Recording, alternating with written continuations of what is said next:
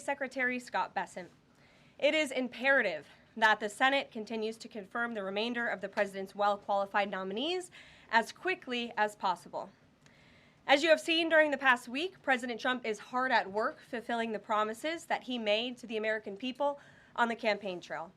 Since taking the oath of office, President Trump has taken more than 300 executive actions, secured nearly $1 trillion in U.S. investments, deported illegal alien rapists, gang members, and suspected terrorists from our homeland, and restored common sense to the federal government.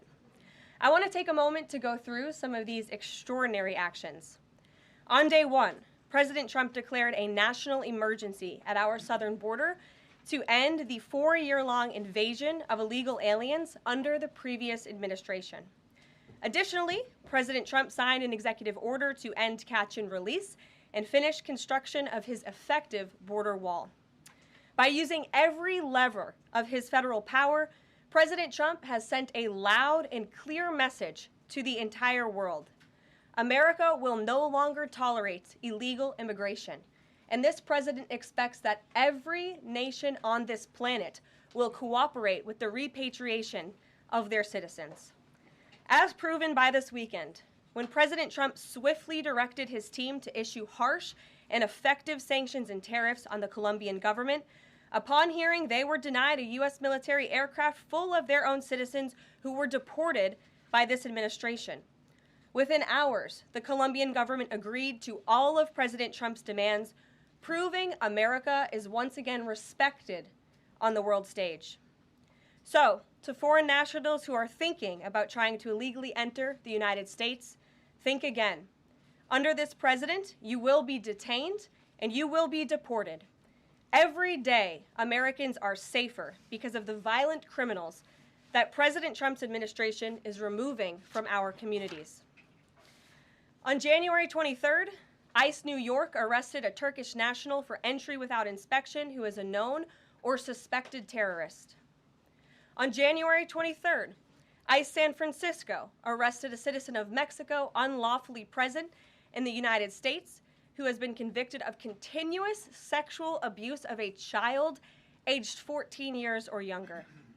ICE St. Paul has arrested a citizen of Honduras who was convicted of 4th-degree criminal sexual conduct with a minor. ICE Buffalo arrested a citizen of Ecuador who has been convicted of rape.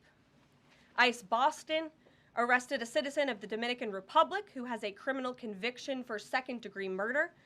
This criminal was convicted of murder for beating his pregnant wife to death in front of her 5-year-old son. And ICE St. Paul also arrested a citizen of Mexico who was convicted of possessing pornographic material of a minor on a work computer. These are the heinous individuals that this administration is removing from American communities every single day, and to the brave state and local law enforcement officers, CBP, and ICE agents who are helping in the facilitation of this deportation operation, President Trump has your back, and he is grateful for your hard work. On the economic front, President Trump took immediate action to lower costs for families who are suffering from 4 long years of the Biden administration's destructive and inflationary policies. President Trump ordered the heads of all executive departments and agencies to help deliver emergency price relief to the American people, untangle our economy from Biden's regulatory constraints, and end the reckless war on American energy. President Trump also signed sweeping executive orders to end the weaponization of government and restore common sense to the federal bureaucracy. He directed all federal agencies to terminate illegal diversity, equity, and inclusion programs to help return America to a merit-based society. President Trump also signed an executive order declaring it is now the policy of the federal government that there are only 2 sexes, male and female. Sanity has been restored. Before I take your questions, I would like to point out to all of you once again have access to the most transparent and accessible president in American history. There has never been a president who communicates with the American people and the American press corps as openly and authentically as the 45th and now 47th President of the United States. This past week, President Trump has held multiple news conferences, gaggled on Air Force One multiple times, and sat down for a two-part interview on Fox News, which aired last week. As Politico summed it up best, Trump is everywhere again. And that's because President Trump has a great story to tell about the legendary American revival that is well underway. And in keeping with this revolutionary media approach that President Trump deployed during the campaign, the Trump White House will speak to all media outlets and personalities, not just the legacy media who are seated in this room. Because according to recent polling from Gallup, Americans' trust in mass media has fallen to a record low.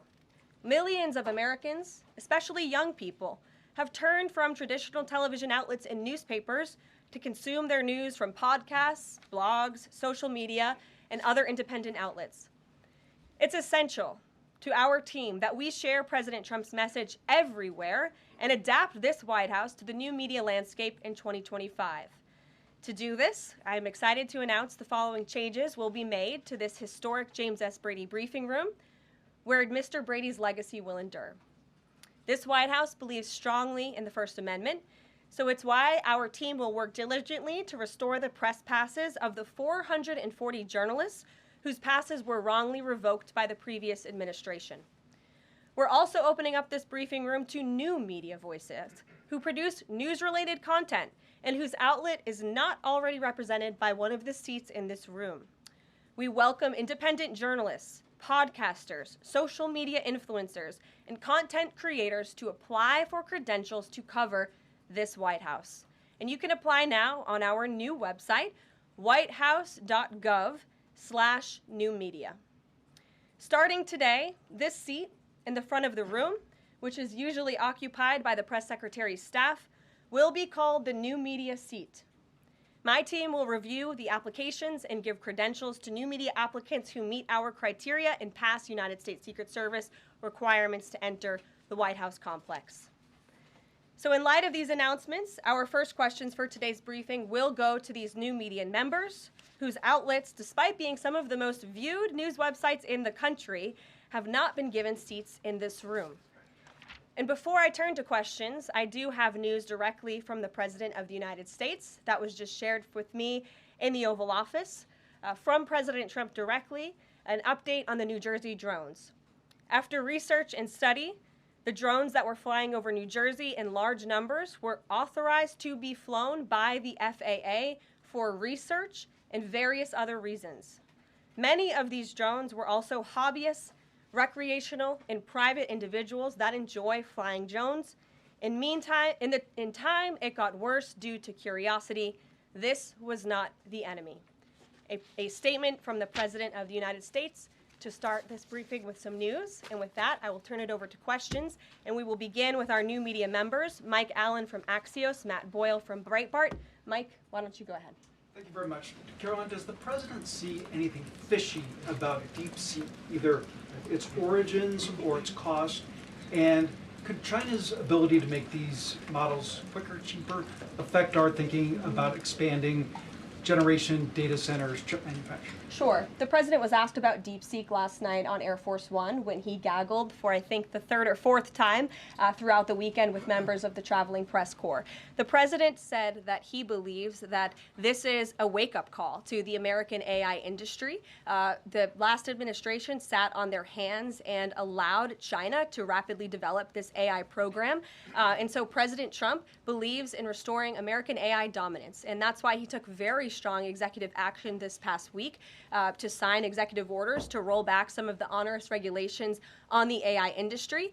And President Trump has also proudly appointed the first AI and crypto czar at this White House, David Sachs, whom I spoke with yesterday, very knowledgeable on this subject, and his team is here working every single day to ensure American AI dominance. As for the national security implications, I spoke with NSC this morning. They are looking into what those may be, and when I have an update, I will share it with you, Mike. Carolyn, you say restore U.S. dominance. Is there a fear that the U.S. either is fallen or has fallen behind?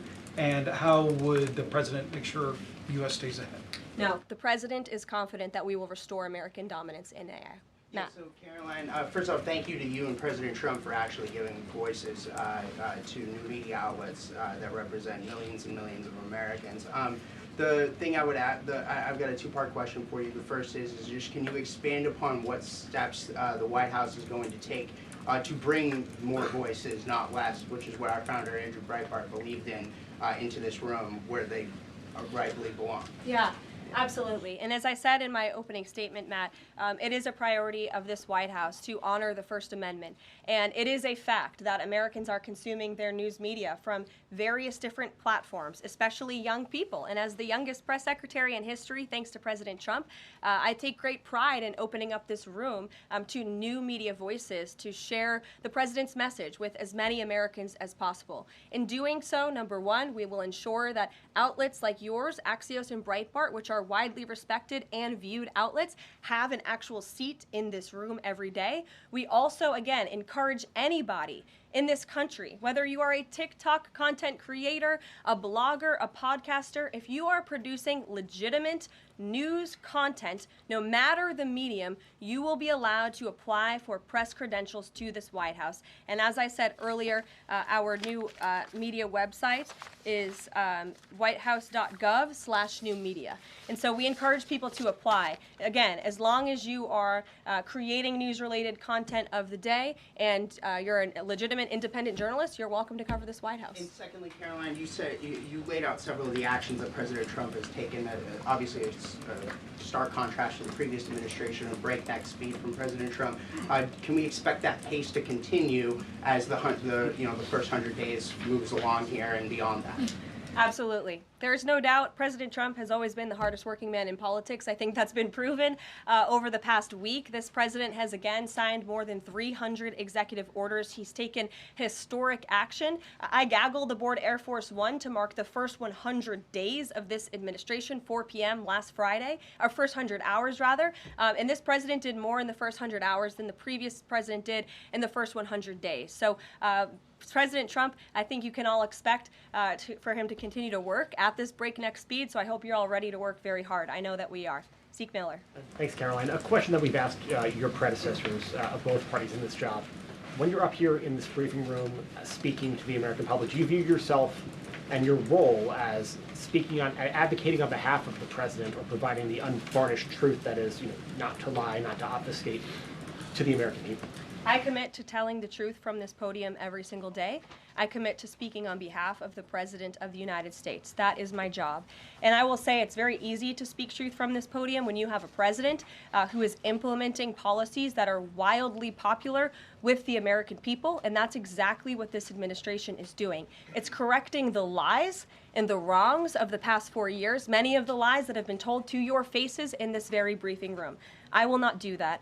But since you brought up truth, Zeke, I would like to point out, while I vowed to provide the truth from this podium, we ask that all of you in this room hold yourselves to that same standard. We know for a fact there have been lies that have been pushed by many legacy media outlets in this country about this president, about his family, and we will not accept that. We will call you out when we feel that your reporting is wrong or there is misinformation about this White House. So yes, I will hold myself to the truth, and I expect everyone in this room to do the same. And Caroline, just on a substantive question, yesterday the White House Office of Management and Budget directed across the board freeze, with some exceptions for individual assistance, we understand, to federal grants. It's caused a lot of confusion around the country among Head Start providers, among providers services to homeless veterans, Medicaid providers, states saying they're having trouble accessing the portal.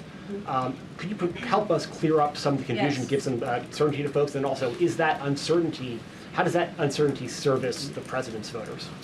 Well, I think there's only uncertainty in this room amongst the media. There's no uncertainty in this building. So let me provide the certainty and the clarity that all of you need.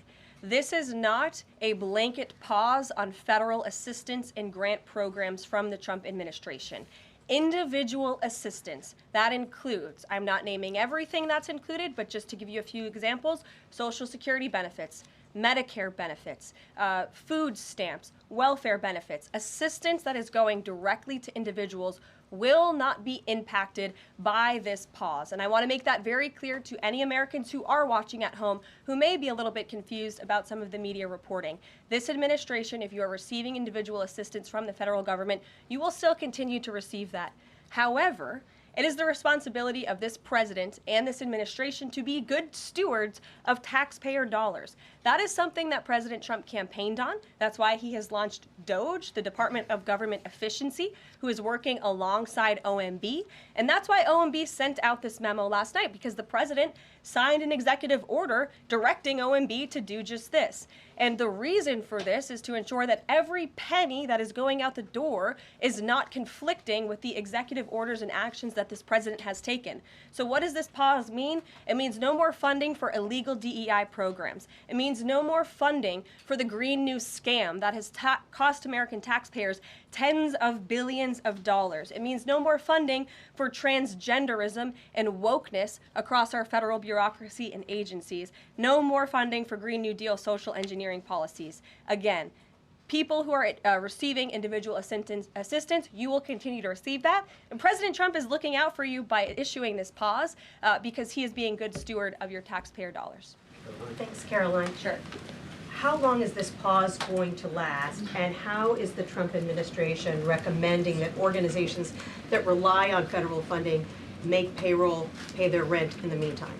It is a temporary pause, and the Office of Management and Budget is reviewing the federal funding that has been going out the door. Again, not for individual assistance, but for all of these other programs that I mentioned. I also spoke with the incoming director of OMB this morning, and he told me to tell all of you that the line to his office is open for other federal government agencies across the board, and if they feel that programs are necessary and in line with the president's agenda, then the Office of Management and Budget will review those policies. I think this is a very responsible measure. Again, the past 4 years, we've seen the Biden administration spend money like drunken sailors. It's a big reason we've had an inflation crisis in this country, and it's incumbent upon this administration to make sure, again, that every penny is being accounted for honestly. Why impose this pause with so little notice? Why not give organizations more time to plan for the fact that they are about to lose, in some cases, really crucial federal funding, at least for a period of time? There was notice. It was the executive order that the president signed. There's also a freeze on hiring, as you know, a regulatory freeze, and there's also a freeze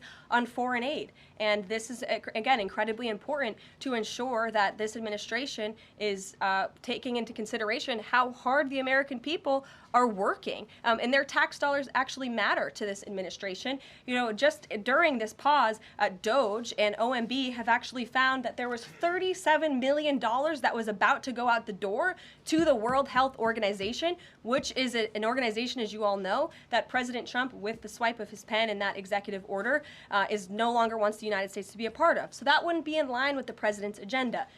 DOGE and OMB also found that there was about to be 50 million taxpayer dollars that went out the door to fund condoms in Gaza. That is a preposterous waste of taxpayer money. So that's what this pause is focused on, being good stewards of tax dollars. And so this doesn't affect Meals on Wheels or Head Start or disaster aid? Again, it does not affect individual assistance that's going to Americans. To follow up on Nancy, do you think there will be a list of who is affected and how much money is affected? How will these contractors and organizations know if they are actually having their funding frozen? And then secondly, if you're willing, can you just clarify, is the end goal of this to essentially challenge Congress or to prove that the president can withhold federal funding? In other words, is this an attempt to pick a fight to prove that he can do this? No, absolutely not. As it says right here in the memo, which I have, and I'd encourage all of you to read it, it says the American people elected President Trump to be the president of the United States and gave him a mandate to increase the impact of every federal dollar. This memo requires federal agencies to identify and review all federal financial assistance programs and supporting activities consistent with the president's policies and requirements. The American people gave President Trump an overwhelming mandate on November 5th, and he's just trying to ensure that the tax money going out the door in this very bankrupt city actually aligns with the will and the priorities of the American people. Will there be a Ryan Glenn. Yes. Welcome. You look great. You're doing a great job. You talked about transparency, and some of us in this room know how just transparent President Trump has been the last 5 or 6 years. I think you'll do the same. My question is, do you think this latest incident with the president of Colombia is indicative of the global, powerful respect they have for President Trump moving forward, not only to engage in economic diplomacy with these countries, but also world peace? Absolutely. I'll echo the answer that the president gave on Air Force One last night when he was asked a very similar question by one of your colleagues in the media. This signifies peace through strength is back. And this president will not tolerate illegal immigration into America's interior. And he expects every nation on this planet, again, to cooperate with the repatriation of their citizens who illegally entered into our country and broke America's laws. Won't be tolerated. And as you saw, the Colombian government quickly folded and agreed to all of President Trump's demands. Flights are underway once again. Two questions on deportations, if I may. President Trump had said on the campaign trail that he would deport pro-Hamas students who are here on visas. And on his first day in office, he signed an executive order that said, quote, the U.S. must ensure that admitted aliens and aliens otherwise already present in the U.S. do not bear hostile attitudes towards its citizens, culture, government, institutions, or founding principles. So should we take this executive order as Trump saying he would be open to deporting those students who are here on visas but, hold pro-Hamas sympathies? The president is open to deporting individuals who have broken our nation's immigration laws. So if they are here illegally, then certainly he is open to deporting them. And that's what this administration is hard at work at doing. We receive data from DHS and from ICE every single day.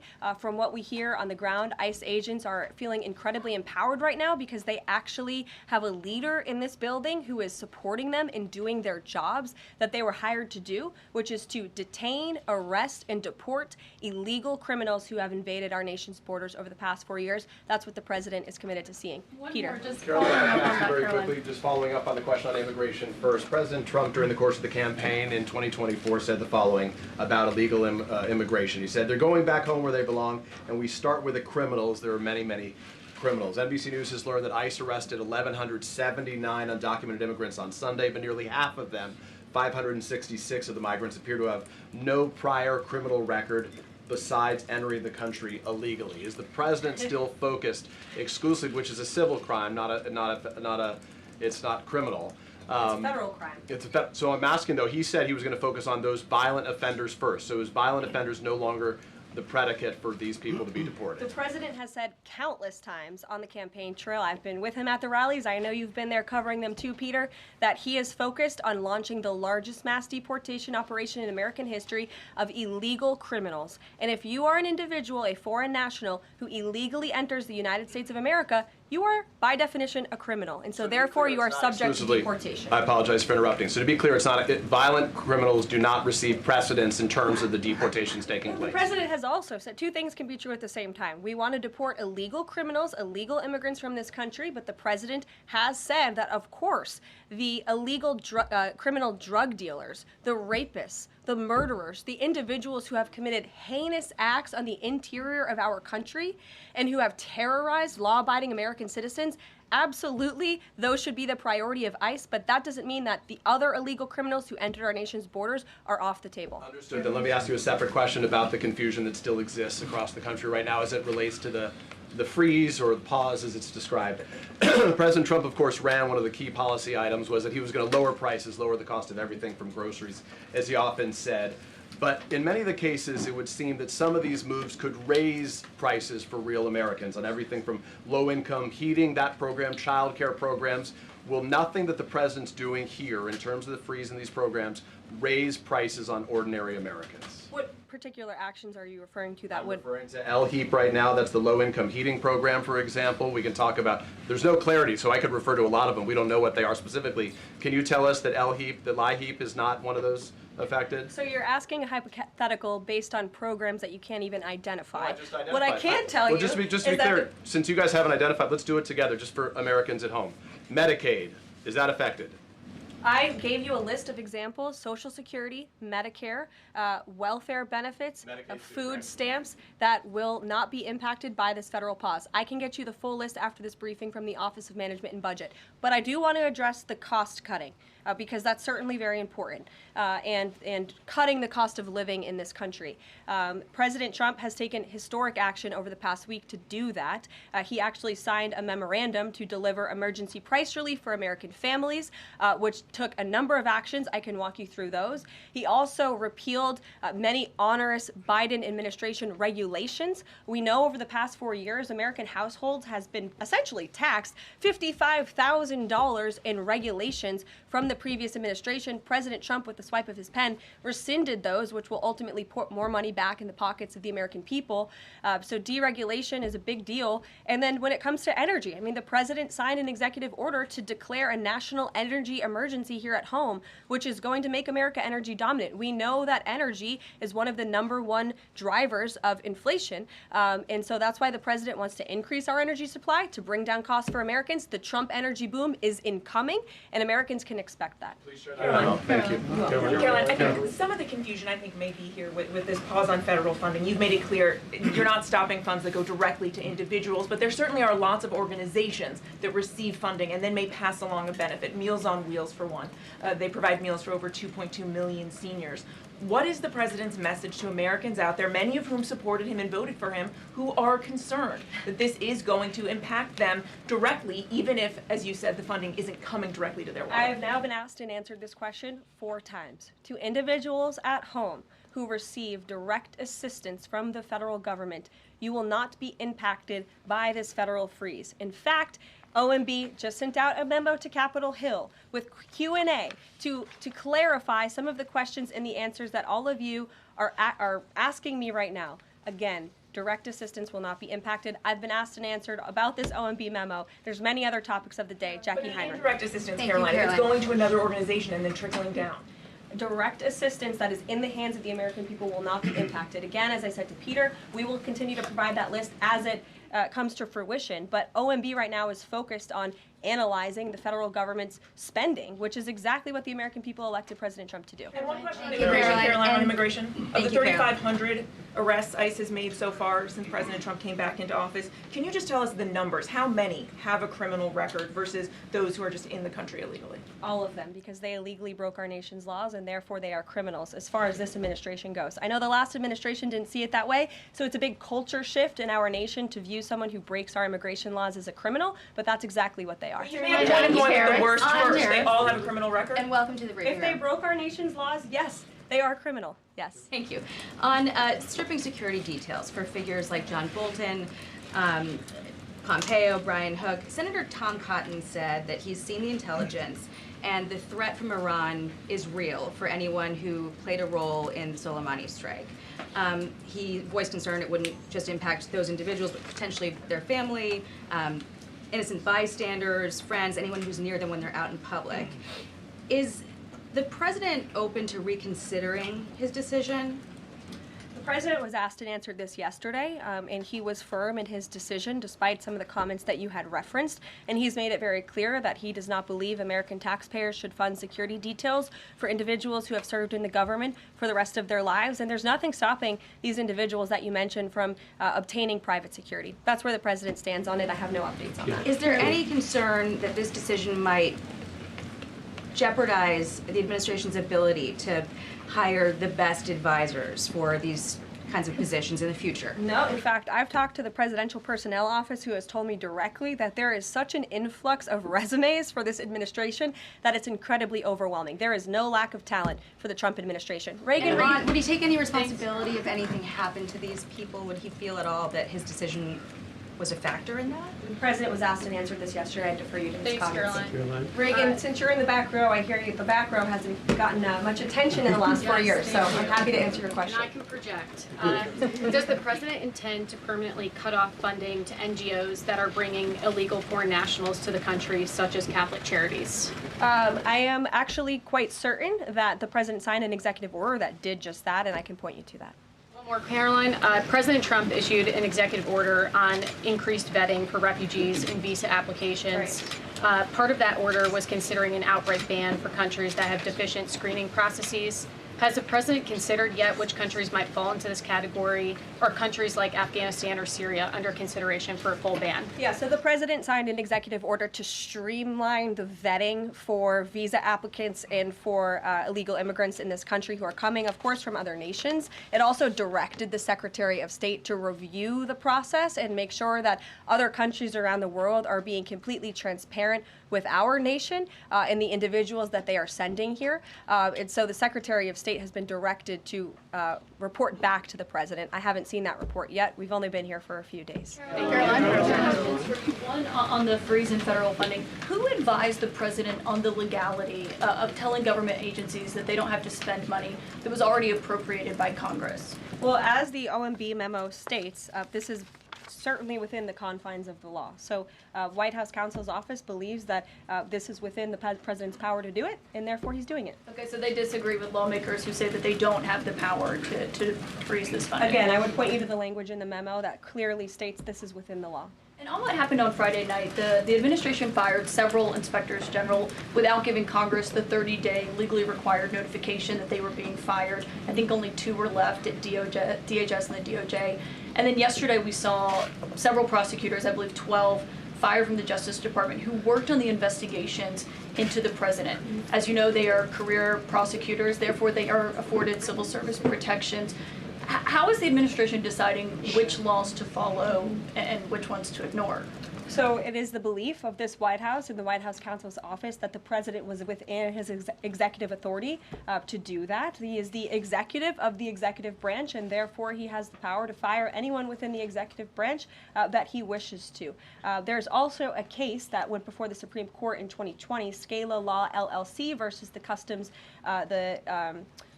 Bureau Protection. I would advise you to look at that case, and that's the legality that this White House was resting on. So you're confident that if they bring lawsuits against you, those prosecutors who were fired, that they will succeed? We will win in court. And yes. did he personally direct this, given they worked on the classified documents investigation and the election interference investigation? This was a memo that went out by the Presidential Personnel Office, and the president is the leader of this White House. So yes. Yes. Caroline. Caroline? Sure. Thank you. Congrats on your first day behind the podium. Thank you. President Trump ended funding for UNRWA and also designated the Houthis a foreign terrorist organization. That's right. Both were decisions that the previous administration had reversed. So here's my question. Will there be an investigation into who gave the previous administration this terrible advice? Well, that's a very good point. I haven't heard discussions about such an investigation, but it wouldn't be a bad idea considering that the Houthis certainly are terrorists. They have launched attacks on U.S. naval ships across this world, and so I think it was a very wise move by this administration to redesignate them as a terrorist group, because they are, and I think it was a foolish decision by the previous administration to do so. As for an investigation, I'm not sure about that, but it's not a bad idea. Josh. Thank you for the question. I appreciate it. Can you give us an update on the president's plan for his tariff agenda? He spoke a lot about this yesterday, and there's a couple of dates coming up that he's spoken to. Number one, February 1st, he's alluded to both the potential for tariffs for Canada and Mexico, but also China to take effect on those days. What's he thinking about that? Yeah. Should those countries expect that? Again, he was asked and answered this question this past weekend when he took a lot of questions from the press, and he said that the February 1st date for Canada and Mexico still holds. The China 10% tariff that he also had mused about last Tuesday going into effect on the same date. Yeah, the president has said that he is very much still considering that for February 1st. Separately, yesterday he talked also about sectoral tariffs on, for instance, pharmaceuticals as well as semiconductor computer chips. He talked about steel, aluminum, and copper. What's the timeline on those? Is that a similar sort of coming days thing? Or? Yeah, so when the president talked about that in his speech yesterday, that actually wasn't a new announcement. That was within a presidential memorandum that he signed in one of the first days here in the White House on his America First trade agenda. So there's more details on those tariffs in there. As far as a date, I don't have a specific date to read out to you, but the president is committed to implementing tariffs effectively, just like he did in his first term. Finally, he also was asked on the plane when he gaggled about the potential for a universal tariff. He was asked maybe about 2.5%. There was a report about that. He said he wanted much bigger than that. Should we understand that these tariffs would add up? You know, in other words, you might have country-specific tariffs like Canada, Mexico, China. You might have sectoral tariffs like on pharmaceuticals, as well as a potential universal tariff on top of that. Do these stack on one or the other, or would one sort of take precedence over another? All I can point you to is what the president has said on this front. The February 1st date for Canada and Mexico, also the China tariff that he has discussed. He rejected the 2.5% tariff. He said that was a little bit too low. He wants it to be higher. I'll leave it to him to make any decisions on that front. Phil Weigman. What the Mexicans and Phil. Canadians have done so far, do you have any comment on whether that has met the bar, what he wants to see on fentanyl? Thank you. I won't get ahead of the president again on advocating to foreign nations on what they should or shouldn't do to get away from these tariffs. The president has made it very clear, again, that he expects every nation around this world to cooperate with the repatriation of their citizens. And the president has also put out specific statements in terms of Canada and Mexico when it comes to what he expects in terms of border security. We have seen a historic level of cooperation from Mexico, but again, as far as I'm still tracking, and that was last night talking to the president directly, February 1st is still on the books. Phil. Thank you, Caroline. Quick programming note and then a question on taxes. Well, in terms of programming, should we expect to see you here every day? How frequently will these press briefings be? It is a good question, April. So look, the president, as you know, is incredibly accessible. First day here, he wanted all of you in the Oval Office. You got a 60-minute press conference with the leader of the free world while he was simultaneously signing executive orders. I may add that's pretty impressive. I don't think the previous office holder would be able to pull such a thing off. So look, the president is the best spokesperson that this White House has, and I can assure you that you will be hearing from both him and me as much as possible. And then a question about tax cuts. The president has promised to extend the tax cuts from the previous term.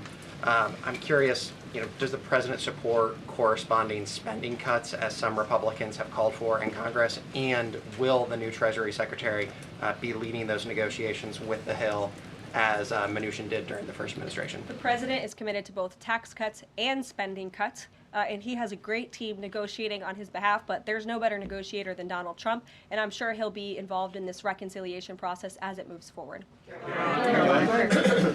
Caroline, in the announcement that you made last night on the Iron Dome, it said the president had directed that the United States will build this Iron Dome. Yeah. When you read into the executive order, it seemed short of that. It asked for a series of studies and reports back to him. Can you tell us whether the president has directed this? And if he is this concerned on this issue, why the suspensions that we saw listed by OMB included so many different nuclear programs, non-proliferation programs, programs to blend down nuclear weapons, and so forth? First of all, when it comes to the Iron Dome, the executive order directed the implementation of an Iron Dome. It also, as you said, kind of directed research and studies to see if or how the United States can go about doing this, particularly the Department of Defense. When it comes to the other question that you asked about those specific programs, again, I would say this is not a ban. This is a temporary pause and a freeze to ensure that all of the money going out from Washington, D.C. is aligned with the president's agenda. And as the Office of Management and Budget has updates on what will be kickstarted once again, I will provide those to you. Just to clarify for a sec what you were saying before on Medicaid. It wasn't clear to me whether you were saying that no Medicaid would be cut off. Obviously, a lot of this goes to states before it goes to individuals and so forth. So are you guaranteeing here that no individual now on Medicaid would see a cutoff because of the pause? I'll check back on that and get back to you. John. Thanks a lot, Caroline. As you know, in the first week that the president was in office, signed an executive order as it relates to birthright citizenship, trying to eliminate that. Now, 22 state attorney generals have said that this is unconstitutional. A federal judge has just agreed with their argument. What's the administration's argument for doing away with birthright citizenship? The folks that you mentioned have a right to have that legal opinion, but it is in disagreement with the legal opinion of this administration. This administration believes that birthright citizenship is unconstitutional, and that is why President Trump signed that executive order. Illegal immigrants who come to this country and have a child are not subject to the laws of this jurisdiction. That's the opinion of this administration. We have already appealed the lawsuit that was filed against this administration, and we are prepared to fight this all the way to the Supreme Court if we have to, because President Trump believes that this is a necessary step to secure our nation's borders and protect our homeland. On foreign policy, Caroline, on foreign policy, if I may. the president's commitment to the NATO Defense Alliance, is it as strong as the prior administration? Is it the same as when he served as president in his first term in office? As long as NATO pays their fair share, and President Trump has called on NATO allies to increase their defense spending to 5%. You actually saw the head of NATO at Davos last week on Bloomberg television saying that President Trump is right, and if Europe wants to keep itself safe, they should increase their defense spending. I would just add that there was no greater ally to our European allies than President Trump in his first term. The world for all nations in Europe, and of course here at home, was much safer because of President Trump's peace through strength diplomatic approach. Monica. Thank you, Caroline, and it's great to finally be called on as well in the briefing room. I appreciate that. You're welcome. Of course, we know President Trump just got back from North Carolina and California meeting with victims of natural disasters. There's the 2-year anniversary of the East Palestine, Ohio toxic train derailment. Does the president have any plans to go visit the victims of that toxic spill or just visit in general? No plans that I can read out for you here. If that changes, I will certainly keep you posted. What I can tell you is that President Trump still talks about his visit to East Palestine, Ohio. That was one of the turning points, I would say, in the previous election campaign, where Americans were reminded that President Trump is a man of the people, and he, as a candidate, visited that town that was just derailed by the train derailment, no pun intended, and he offered support and hope. Just like I saw the president do this past week, it was a purposeful decision by this president on his first domestic trip to go to North Carolina and to California to visit with Americans who were impacted by Hurricane Helene and also by the deadly fires. A red state and a blue state, both of which feel forgotten by the previous administration and the federal government. That is now ended under President Trump. He will continue to put Americans first, whether they're in East Palestine, in Pacific Palisades, or in North Carolina. Thank you, Caroline. On California, could you please clarify what the military did with the water last night as referenced in the president's Truth Social post? The water has been turned back on in California, and this comes just days after President Trump visited Pacific Palisades, and as you all saw, applied tremendous pressure on state and local officials in Pacific Palisades, including Los Angeles Mayor Karen Bass, to turn on the water and to direct that water to places in the south and in the middle of the state that have been incredibly dry, which has led to the expansion, the rapid expansion of these fires. So could you clarify what the military's role was, where the water came from, and how it got there? Again, the Army Corps of Engineers has been on the ground in California to respond to the devastation from these wildfires, and I would point out that just days after President Trump visited the devastation from these fires, the water was turned on. That is because of the pressure campaign he put on state and local officials there who clearly lack all common sense. And I will never forget being at that roundtable with the president last week and hearing the frustration in the voices of Pacific Palisades residents who feel as though their government has just gone insane. Before President Trump showed up on the scene, Karen Bass was telling private property owners that they would have to wait 18 months to access their private property. So this administration, the president and his team that's on the ground in California, Rick Grinnell, who he has designated to oversee this great crisis, it will continue to put pressure on Karen Bass and state and local officials to allow residents to access their properties. This is a huge part of it.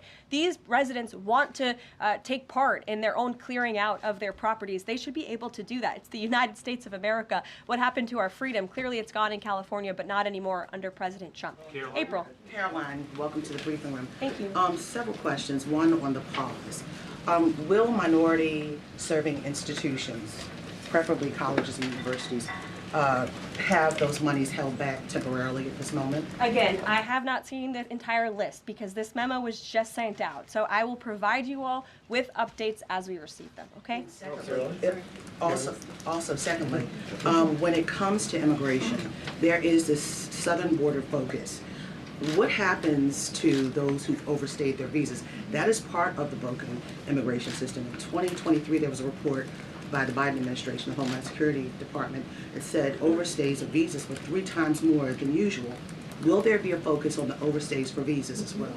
If an individual is overstaying their visa, they are therefore an illegal immigrant residing in this country, and they are subject to deportation. And also, yes. lastly, as we're dealing with anti-DEI, anti-woke efforts, we understand this administration is thinking about celebrating Black History Month. Have you got any word on that? Anything that you can offer to us? As far as I know, this White House certainly still intends to celebrate, and we will continue to celebrate American history and the contributions that all Americans, regardless of race, religion, or creed, have made to our great country, and America is back. Christian Dayton.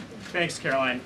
Just real quick, you mentioned the inflation executive order the president signed, but egg prices have skyrocketed since President Trump took office, so what specifically is he doing to lower those costs for Americans? Really glad you brought this up, because there is a lot of reporting out there that is putting the onus on this White House for the increased cost of eggs. I would like to point out to each and every one of you that in 2024, when Joe Biden was in the Oval Office, or upstairs in the residence sleeping, I'm not so sure, egg prices increased 65% in this country. We also have seen the cost of everything, not just eggs. Bacon, groceries, gasoline have increased because of the inflationary policies of the last administration. As far as the egg shortage, what's also contributing to that is that the Biden administration and the Department of Agriculture directed the mass killing of more than 100 million chickens, which has led to a lack of chicken supply in this country, therefore a lack of egg supply, which is leading to the shortage. So I will leave you with this point. This is an example of why it's so incredibly important that the Senate moves swiftly to confirm all of President Trump's nominees, including his nominee for the United States Department of Agriculture, Brooke Rollins, who is already speaking with Kevin Hassett, who's leading the economic team here at the White House, on how we can address the egg shortage in this country. As for costs, I laid out the plethora of ways that President Trump has addressed saving costs for the American people over the past week. He looks forward to continuing to doing that in the days ahead. Thank you guys. One more border question. Are Medicaid portals down in all 50 states? That was good.